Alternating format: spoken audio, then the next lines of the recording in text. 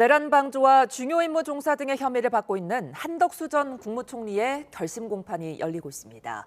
오전 재판이 끝난 가운데 오늘 특검팀의 구형량이 향후 다른 재판의 가늠자가 될 거란 전망도 나오며 관심이 모아지고 있는데요.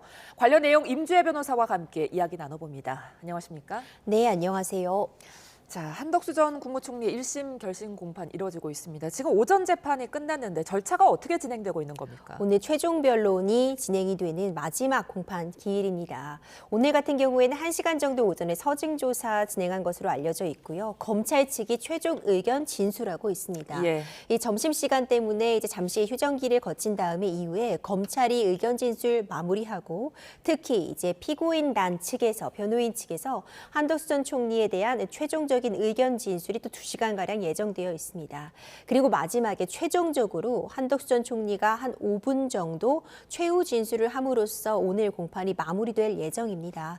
오늘 좀 관심이 집중되는 건 검찰에서 구형량이 있을 예정이기 때문에 어느 정도 구형을 할 것인가도 앞으로 있을 그런 재판들의 가늠자가 될 수 있다는 점에서 많은 관심 받고 있습니다. 예, 그렇다면 한덕수 전 총리에게 내릴 구형량은 어떻게 전망하십니까? 사실 예측이 쉽지 않은 부분이요. 이 내란 주요 임무를 종사했다. 그리고 내란을 방조했다라는 혐의를 받고 있는데 이전에 이런 사례가 그리 많지 않습니다. 굳이 꼽아보자면 이석기 전 의원의 이 내란 선동 혐의 최종적으로 법원의 판단이 징역 9년이 내려졌던 바가 있는데 예. 이 내란죄가 만약 인정이 된다면 특히 주요 임무에 종사했다고 한다면 5년 이상의 징역에 처해질 수 있는 이 형량이 굉장히 높게 규정되어 있어서요. 검찰이 이 관련된 혐의의 입증 정도에 따라서 높은 형량을 내리고자 한다면 충분히 그 상향이 열려 있다라고도 보여지고 예. 다만 지금 한덕수 전 총리 같은 경우에는 구속영장이 기각된 것처럼 과연 구체적으로 어떤 행위를 가담했다기보다는 말리지 못한 부분을 가담했다고 볼 것인가, 방조했다고 본 것인가 이 부분에 따라서 최종적인 판단은 좀 달라 있을 수 있기 때문에 현재로서는 예측은 어렵지만 이 법정형 그대로 한다면 검찰 측에서는 중형을 구형할 가능성 매우 높습니다. 예, 한 전 총리가 이번에 이제 헌재에서 위증한 부분을 인정을 했는데 이 부분은 형량에 얼마나 영향을 미칠까요?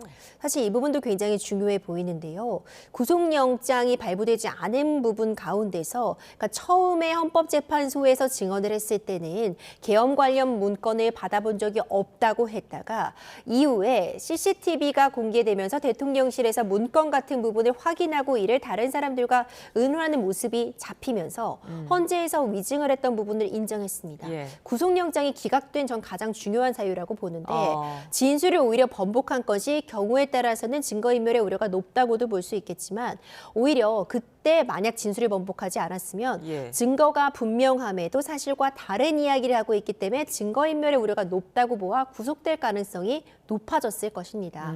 이제 이런 부분들을 감안하자면 일단 구속영장 실질심사에서는 진술을 번복한 부분이 어찌 보자면 좀 더 유리하게 작용할 수 있겠지만 최종적으로 형량을 선고함에 있어서는 이런 부분이 양형에 있어서 참작이 될 가능성이 있고요. 예. 위증 부분을 인정했다고 해도 지금 중요한 가장 또 형량이 높게 구성된 부분은 이 내란에서 주요 임무를 담당했는가 예. 이 부분이기 때문에 최종적으로 이것이 어떻게 받아들여질지는 다른 증거들과 함께 검토될 때 정확한 판단이 가능해 보입니다. 그 중요 임무를 담당했느냐 이 부분에 대해서는 어떻게 판단을 할 수가 있는 겁니까? 사실 다른 국무위원들과의 차이점은 좀 있어 보입니다. 예. 이상민 전 장관 같은 경우에는 단전단수 지시라는 어떤 자기 행위가 있었습니다. 또 김용현 전 장관 같은 경우에는 직접 지시하고 진두지휘했던 상황들 때문에 어떤 행위를 했다라고 보기가 쉽겠죠. 예. 그런 부분들 때문에 이 12.3 비상계엄 선포에서 중요한 역할을 했다. 실제로 어떤 행동을 했다라는 부분의 입증이 상대적으로 쉬운 반면 예. 한덕수 전 총리 같은 경우에는 이 비상계엄을 언제 인지했는지 그리고 그 당시에 국무총리라는 그 지위상 국무회의에서 이런 부분을 적극적으로 말렸어야 함에도 말리지 못했고 결과적으로 비상계엄이 선포된 부분을 놓고 한덕수 총리가 언제 일단 비상계엄을 인지했는지 어느 정도 말리려고 하려고 했는지 그런 부분들에 따라서 법적인 판단이 다를 수 있어 보입니다.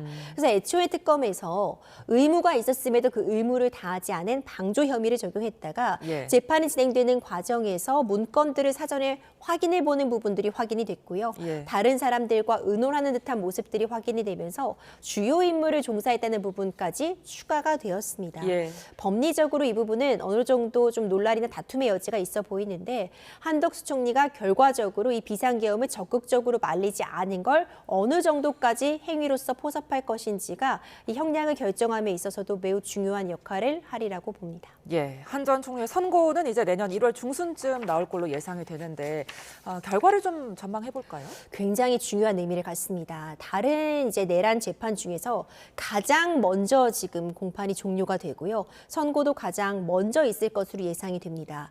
이 선고 결과가 다른 재판들에도 영향을 줄 수밖에 없는 게 먼저 이 한덕수 전 총리가 이 내란죄를 방조했는지 아니면 내란죄의 주요 임무를 종사했는지를 판단하려면 1차적으로 재판부에서 12.3 비상계엄의 그 성격에 대한 판단을 내릴 가능성이 매우 높습니다. 예. 만약 이 12.3 비상계엄이라는 것 자체에 대해서 불법적인 부분을 인정한다라고 한다면 다른 재판에서도 그 해당 불법성이 인정될 가능성이 매우 높고요. 한덕수 전 총리가 다른 가담자보다는 상대적으로 지금까지 확인된 바로는 가담의 정도가 좀 덜하다라고도 알려져 있는데 예. 만약 실제로 유죄가 판단이 되고 높은 형량이 선고된다면 다른 관련자들은 더 높은 형량이 선고될 가능성이 매우 높기 때문에 이 재판 1심 판단의 의미가 굉장히 남다르다라고 생각이 되고 예. 현 시점에서 사실 예측은 어렵습니다. 이 상방이 열려 있는 그러니까 법정형으로 보자면 5년 이상의 징역까지 내릴 수 있는 굉장히 그 범위가 넓은 그런 상황이기 때문에 쉽사리 예측은 어렵지만 만약 유죄가 인정된다면 중형을 피하기 어려운 상황입니다. 예, 이런 가운데 내란 특검팀이 김건희 씨의 계엄 관여 정황과 관련된 의혹을 이제 좀 자료 확보를 위해서 김건희 특검팀을 압수수색했다고 합니다. 이 부분에 대해서 좀 어떤 내용들이 밝혀진 바가 있습니까?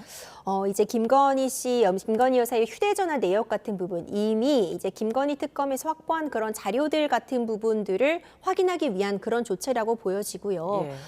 굉장히 전방위적인 수사를 나서고 있다라는 부분으로도 읽혀집니다. 특히 이 김건희 여사 같은 경우에는 이 문자 메시지의 내용들이 공개가 되면서 새로운 증거들이 많이 등장하고 있습니다. 예. 특히 박성재 전 법무부 장관에게 문자를 보냈다. 특히 그 당시가 지난해 5월 이 명품백 수수 의혹으로 굉장히 논란이 되고 있을 당시에 본인의 수사 관련 기록이라던가 다른 이전 영부인들의 수사 기록에 대해서 문의하는 그 내용을 보냈다는 것이 또 알려지면서 또 새로운 논란을 낳고 있는데요. 예. 결국 이렇게 전방위적인 압수수색이라던가 자료를 확보하려고 하는 것은 통화 내역이나 문자 등의 굉장히 중요한 정보들이 많이 담겨 있음을 이미 사전에 우리가 여러 차례 이 압수수색이나 자료 조사를 통해서 확보를 했기 때문에 그런 차원의 조치가 아닌가 싶고 예. 아무래도 여러 가지 혐의점이 동시다발적으로 진행이 되다 보니까 도이치 주가 조작 의혹도 그렇고 양평 공흥지구 개발 특혜 의혹도 그렇고 그 이후에 어떤 청탁에 대한 그런 부분들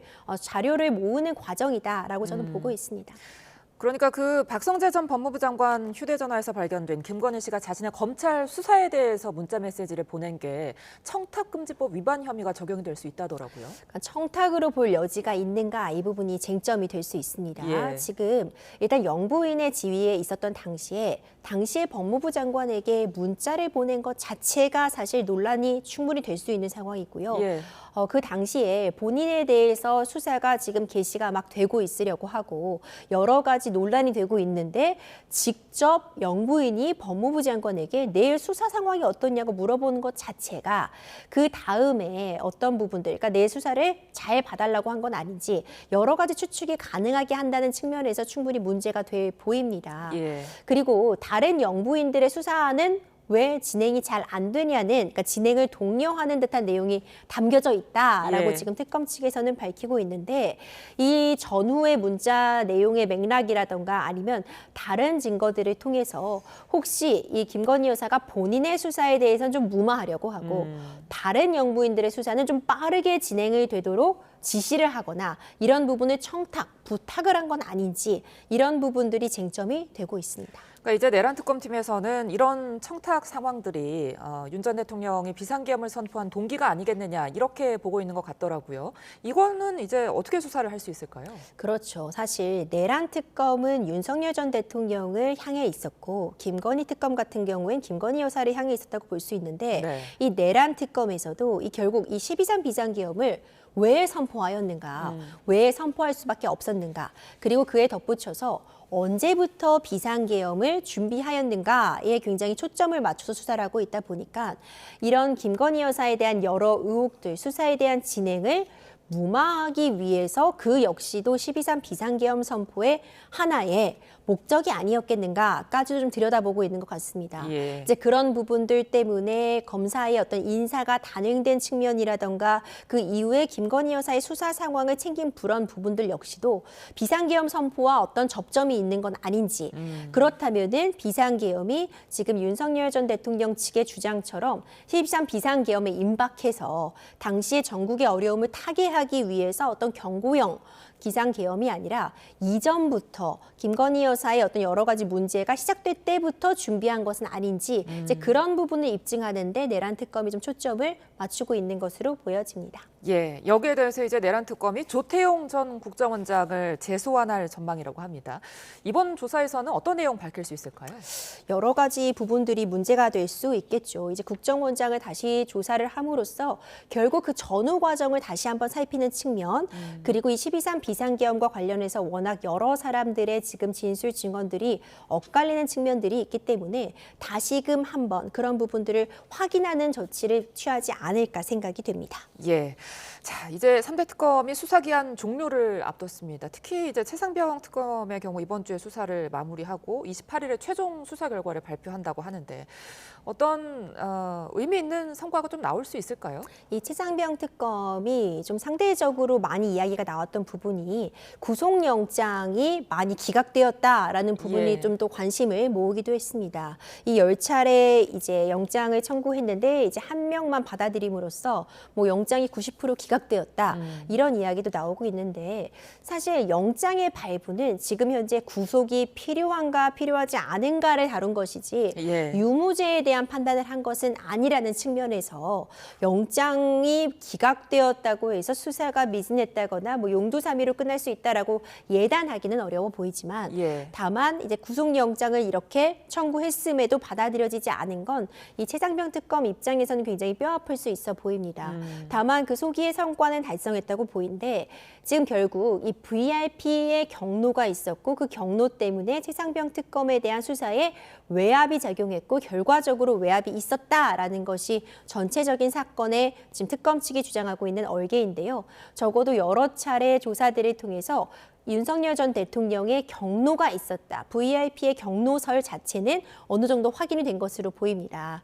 그것 때문에 어떤 수사에 있어서 영향을 주었다는 부분의 연결고리까지는 확인이 됐는데 예. 여전히 좀 의문점으로 남는 건 왜 그럼 경로를 하였는가, 어떤 청탁 때문에 경로를 하였는가 그 부분은 특검 측도 지금 명확한 입장을 밝히고 있지는 못합니다. 예. 이제 남은 수사 기간 동안 어떤 청탁 때문에 이런 외압이 발생을 한 것인지 누군가를 지키기 위해서 이런 외압이 발생한 것인지 그 부분에 대한 수사가 좀 더 보강될 필요가 있다 생각됩니다. 예, 끝으로 이 질문 드릴게요. 내란 재판이 좀 지연되면서 윤 전 대통령이 1심 선고 전에 구속기간 만기로 풀려날지도 모른다. 이런 우려들이 나오고 있거든요.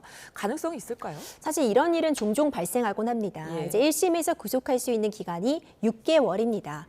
경우에 따라서는 복잡한 사건 같은 경우에는요. 이 기간 안에 재판이 끝나지 않아서 석방이 돼야 되는 상황도 있는데요. 그럴 때 이제 구속 기한을 앞두고 보석이 인정이 되기도 합니다. 그러니까 그냥 석방을 해주기보다는 적어도 보석을 인용해 줌으로써 조건을 걸어서 다른 사람들과 접촉을 금지하고 집에서만 거주한다 이런 조건을 붙여 보석을 하는 경우도 있는데 꼭 석방이 가능한 것만은 아닌 것이 예. 다른 부분으로 인해서 추가 기소가 되고 그 재판에서 또 이제 구속이 필요성이 입증이 된다면 예. 구속 기한이 또 연장될 수 있기 때문에 추가 기소 여부에 따라서 충분히 구속 기간은 연장될 수 있는 상황으로 보여집니다. 알겠습니다. 오늘 말씀 여기까지 듣겠습니다. 지금까지 임주혜 변호사와 함께했습니다. 고맙습니다.